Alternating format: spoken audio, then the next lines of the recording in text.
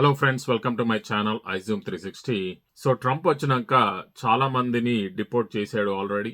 Of course వాళ్ళ primary focus వచ్చేసి illegal immigrants and undocumented immigrants అయితే ఉన్నారు. సో ఈ వీడియోలో వచ్చేసి గ్రీన్ కార్డ్ హోల్డర్స్ కి ఎటువంటి రిస్క్స్ ఉన్నాయి, గ్రీన్ కార్డ్ హోల్డర్స్ కూడా డిపోర్ట్ అయ్యే అవకాశం ఉందా లేదా, ఒకవేళ డిపోర్ట్ అయ్యే సిచ్యువేషన్ వస్తే వాళ్ళు ఏమి చేయాలి అనేది అయితే ఈ వీడియోలో మనం డిస్కస్ చేద్దాము.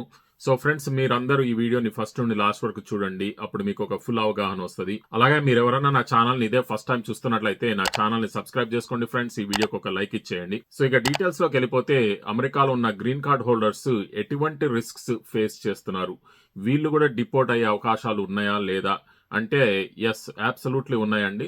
అయితే ఈ పరిస్థితి ఎవరికి వస్తుంది, ఎటువంటి సిచ్యువేషన్స్ లో మీరు డిపోర్ట్ అవుతారు అనేది అయితే ఈ వీడియోలో నేను డీటెయిల్ గా చెప్తాను. సో ఫస్ట్ వచ్చేసి, అమెరికాలో ఉన్న గ్రీన్ కార్డ్ హోల్డర్స్ ఎవరైతే ఉంటారో వాళ్ళు ఇండియాకి వెళ్ళినప్పుడు అక్కడ ఎక్కువ రోజులు ఉండడానికి ఉండదు వాళ్ళకి. అంటే వాళ్ళు విదిన్ 6 months లో మళ్ళీ రిటర్న్ అవ్వాలన్నమాట అమెరికాకి. అయితే అలా విదిన్ 6 months లో రిటర్న్ అవ్వకుండా కొంతమంది కొన్ని పరిస్థితుల వల్ల ఎక్కువ రోజులు ఉంటూ ఉంటారు.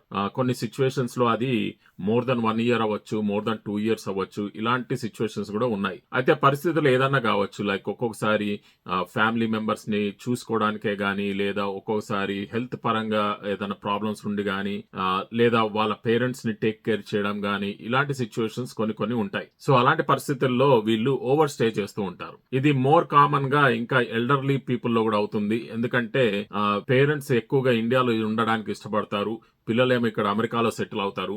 సో ఈ పేరెంట్స్ ఏం చేస్తుంటారంటే బ్యాక్ అండ్ ఫోర్త్ వచ్చి వెళ్తూ ఉంటారు.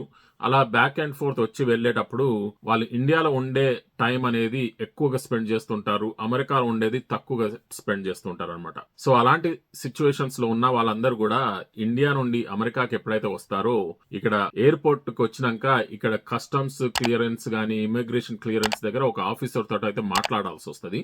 అది ఇమిగ్రేషన్ ఆఫీసర్ ఎవరితో అయితే మాట్లాడతారో వాళ్ళు మిమ్మల్ని క్వశ్చన్స్ అడిగే అవకాశాలు ఉంటాయి. లైక్ ఇండియాలో ఎంత కాలం ఉన్నారు, ఎందుకు అన్ని రోజులు ఉన్నారు, ఎందుకు మోర్ దెన్ 6 months ఉన్నారు, ఎందుకు మోర్ దెన్ 1 year ఉన్నారు అని ఇట్లా కొన్ని క్వశ్చన్స్ అడుగుతారనమాట. సో దానికి మీరు ఇచ్చే సమాధానాలని బట్టి మిమ్మల్ని సెకండరీ ఇన్స్పెక్షన్ కూడా పంపించే అవకాశం ఉన్నది. సో అలా సెకండరీ ఇన్స్పెక్షన్ కి వెళ్ళినప్పుడు అక్కడ ఇంకొక ఇమిగ్రేషన్ ఆఫీసర్ వచ్చి ఇంకా మిమ్మల్ని ఫర్దర్ గా క్వశ్చన్స్ అయితే అడుగుతాడు.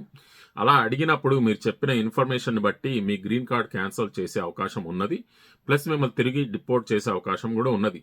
ఈ పరిస్థితి ఎందుకు వస్తుందంటే, మీరు చెప్పిన ఇన్ఫర్మేషన్ బట్టి వాళ్ళు చెప్తారనమాట, మీకు మీరు ఇండియాలో ఎక్కువ టైం స్పెండ్ చేస్తున్నారు కాబట్టి మీకు గ్రీన్ కార్డ్ మేము క్యాన్సిల్ చేస్తున్నాము అని చెప్తారు.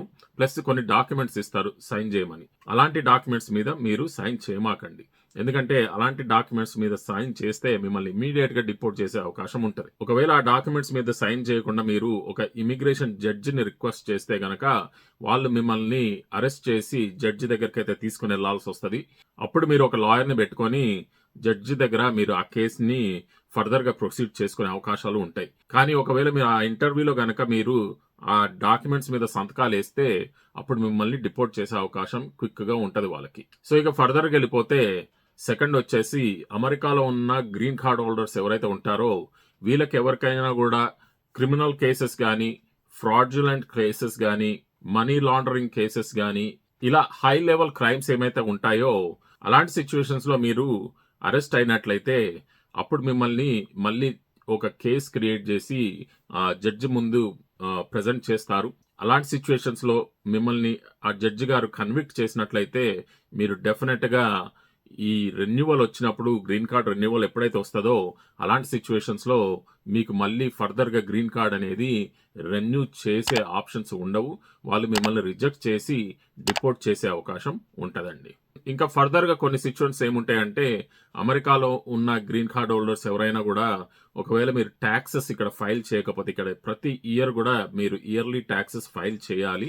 ఒకవేళ మీరు ఆ ట్యాక్సెస్ కనుక ఫైల్ చేయని పక్షాన మిమ్మల్ని మళ్ళీ ఆ రీజన్ మీద మీ గ్రీన్ కార్డ్ క్యాన్సిల్ చేసి మిమ్మల్ని డిపోర్ట్ చేసే అవకాశాలు ఉన్నాయి. సో ఇంకొక సిచ్యువేషన్ మనం ఎక్కువగా చూస్తున్నాం ఏంటంటే, ఈ మధ్య కాలంలో ఫేక్ మ్యారేజెస్ అనమాట. సో వీళ్ళు ఏం చేస్తున్నారంటే వీళ్ళు అమెరికా సిటిజన్స్ తోటి ఒక అగ్రిమెంట్ చేసుకొని వాళ్ళకి డబ్బులు ఇచ్చి ఒక ఫేక్ మ్యారేజ్ అనేది క్రియేట్ చేసి దాని మీద వీళ్ళు గ్రీన్ కార్డ్ అప్లికేషన్ అయితే పెట్టుకుంటున్నారు. అలాంటి సిచ్యువేషన్స్ లో ఆ గ్రీన్ కార్డ్ అప్రూవ్ అవుతుంది కానీ అది ఒక కండిషనల్ గ్రీన్ కార్డ్ గా అప్రూవ్ అవుతుంది అనమాట. ఆ కండిషనల్ గ్రీన్ కార్డ్ వచ్చినప్పుడు వాళ్ళకి ఒక 2 years వరకే ఆ పర్మిట్ ఉంటది. అయితే చాలా మందికి తెలియక వాళ్ళు అనుకుంటారు 2 years గ్రీన్ కార్డ్ వచ్చింది కాబట్టి లైఫ్ ఈజ్ గ్రేట్, ఇక ప్రాబ్లం ఉండదు, మళ్ళీ 2 years తర్వాత నేను రెన్యువల్ చేసుకోవచ్చు, ఇక నాకు ఎటువంటి ప్రాబ్లమ్స్ ఉండవని అయితే అనుకుంటుంటారు. సో యాక్చువల్ గా ఏమవుతుందంటే ఈ ఫేక్ మ్యారేజెస్ లో చాలా డిఫరెంట్ కష్టాలు అయితే ఉంటాయి. ఎందుకంటే దీంట్లో వీళ్ళు యాక్చువల్ గా కలిసి ఉండరు, ఇది ఒక ఫేక్ అరేంజ్మెంట్ కాబట్టి వైఫ్ హస్బెండ్ డిఫరెంట్ హౌసెస్ లో ఉంటారు, వాళ్ళకి బ్యాంక్ అకౌంట్స్ ఒకటిగా ఉండవు, వాళ్ళ పేర్లు ఏ ప్రాపర్టీ మీద కూడా కలిసి ఉండవు, ఇలాంటి డిఫరెన్సెస్ చాలా ఉంటాయి. సో ఎప్పుడైతే ఆ 2 year రెన్యువల్ పీరియడ్ వస్తుందో అప్పుడు మిమ్మల్ని కంపల్సరీ మళ్ళీ ఒక ఇంటర్వ్యూ అనేది చేస్తారు ఇమిగ్రేషన్ ఆఫీసర్స్. సో ఆ ఇంటర్వ్యూలో ఈ వైఫ్ గాని ఈ హస్బెండ్ గాని ఒకవేళ తప్పు ఇన్ఫర్మేషన్ చెప్తే అంటే వాళ్ళని సెపరేట్ రూమ్స్ లో పెట్టి క్వశ్చన్ చేస్తారనమాట. అలా సెపరేట్ రూమ్స్ లో పెట్టి క్వశ్చన్ చేసినప్పుడు ఒకరి గురించి ఒకరిని అడుగుతారు. మీ వైఫ్ కి ఉన్న హాబీస్ ఏంటి, మీ వైఫ్ కి ఎటువంటి ఫుడ్స్ అంటే ఇష్టము అనేది ఇక్కడ అడుగుతారు హస్బెండ్ ని. అలాగే వైఫ్ దగ్గరికి పోయి నీకు ఏ ఫుడ్ అంటే ఇష్టము, నీకు ఎటువంటి హాబీస్ ఉన్నాయనే ఇట్లాంటి క్వశ్చన్స్ అయితే అడుగుతారు. అక్కడ ఎక్కడన్నా మిస్ మ్యాచ్ ఇన్ఫర్మేషన్ దొరికితే గనక వాళ్ళకి అర్థమైపోతుంది అనమాట ఇది ఫేక్ మ్యారేజ్ అని. అంతేకాకుండా మీ ప్రాపర్టీస్ మీద మీ ఇద్దరు పేర్లు లేకపోయినా, మీ బ్యాంక్ అకౌంట్స్ జాయింట్ అకౌంట్స్ లేకపోయినా, మీ ఇద్దరికి పిల్లలు లేకపోయినా ఇలాంటివన్నీ కూడా గమనిస్తారనమాట. ఇవన్నీ గమనించి వాటిని కూడా క్వశ్చన్ చేసే అవకాశాలు ఉంటాయి.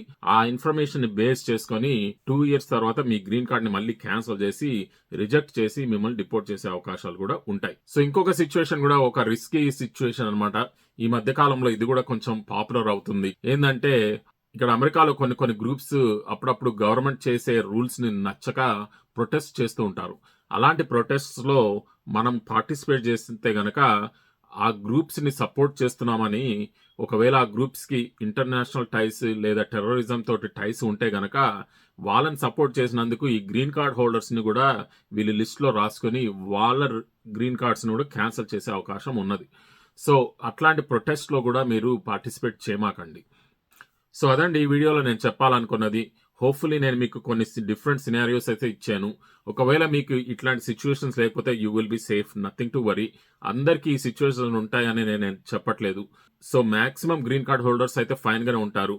కాకపోతే ఎవరైనా ఈ కేటగిరీస్ లో ఇప్పుడు నేను చెప్పిన సిచ్యువేషన్స్ లో ఉన్నట్లయితే గనక మీ గ్రీన్ కార్డ్స్ ని ట్రంప్ అడ్మినిస్ట్రేషన్ లో క్వశ్చన్ చేసే అవకాశం ఉన్నది, మీ గ్రీన్ కార్డ్స్ క్యాన్సిల్ అయ్యే అవకాశం ఉన్నది, మిమ్మల్ని డిపోర్ట్ చేసే అవకాశం ఉన్నది. ఇలాంటి సిచ్యువేషన్స్ లో ఉన్న వాళ్ళందరూ కూడా ఒక ఇమిగ్రేషన్ లాయర్ ని కన్సల్ట్ చేయండి. ఇలాంటి పరిస్థితులకి ముందే ప్రిపేర్ అయ్యి ఉండండి. ఓకే ఫ్రెండ్స్, అది నేను ఈ వీడియోలో చెప్పాలనుకున్నది.